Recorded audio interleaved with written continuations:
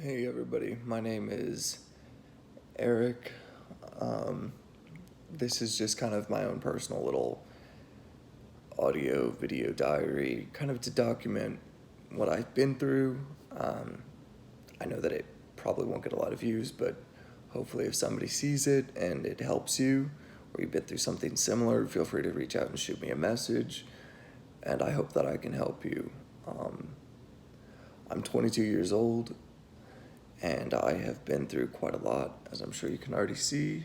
There's some scars on my neck and a rather large scar running down my chest.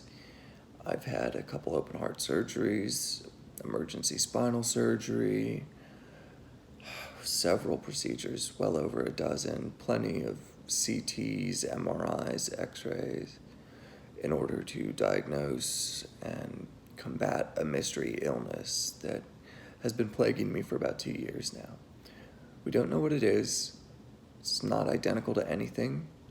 It's similar to a lot of things, but they can't find out what it is. It's not quite histoplasmosis, not quite Lemierre's syndrome, but what it does is it builds large abscesses in my body that grow rapidly and fills them with pus and fills my body with pus. It all started last year, July 17th, I believe it was. I'd been sick for a couple weeks, real bad fevers, been puking nonstop. And I woke up in the middle of the night and I said, I'm going to die. There was no doubt in my mind. I just knew that it was my time. I was like, I'm going to die. So I sent a text to my girlfriend saying, hey, if anything happens to me tonight, I love you. I'm going to the ER. I called my parents until they woke up, and I said, please come get me right now. I'm dying. They said, we'll be right there. 2 minutes later, I texted them, where are you? What's taking so long? They said, we just got off the phone. I was like, no, it's been 30, 40 minutes. Where are you? And at that point, they knew that I was slipping away, and they called the ambulance. I have a couple flashbacks from that night. I remember being rushed into the ambulance, an IV going into my arm, and then I remember being on a table or a gurney or something in the hospital, and I was confused and I was writhing around, and fortunately the only thing I can remember really was screaming, where are the doctors? Please help me. Please help me. It hurts. And then absolutely nothing. And I don't remember anything for about a week, week and a half. When I woke back up in the hospital, attached to a ventilator, all types of craziness.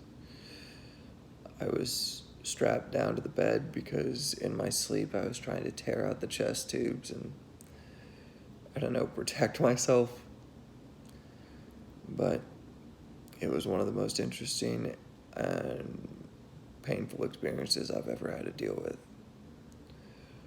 Dying and then having to learn to relive.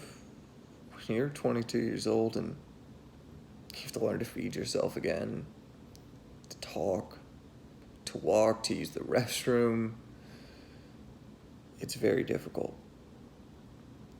When you're sick, you go one of two ways. Either you're grumpy or you're very nice.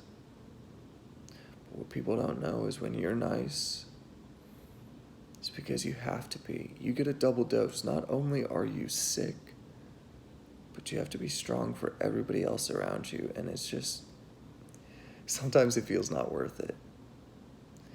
Because even when you make the sacrifice to say, go, be with everybody else, you know you want them there. And trust me, I was laughing and joking and cracking jokes my whole way through. But it hurt, and it was hard. because you have to be strong for everybody else. Because even though you're dying, you have to pretend that you're not.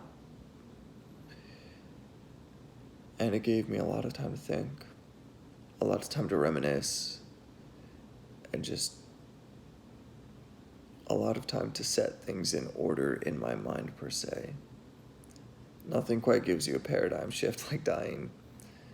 And so, hopefully, in the upcoming videos that I will be posting, I will be able to talk about my time in life, my time in death, whether or not you believe in an afterlife.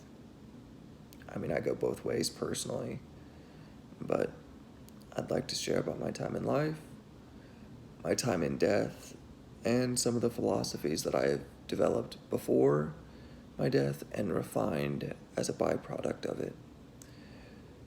So hopefully I'll have a couple of viewers for my next video. If you have any suggestions about anything else you want me to talk about, have any questions that you need answered, feel free to go ahead and shoot me a message at Night ASMR, and I will go ahead and answer them in my next video. Thanks. Bye.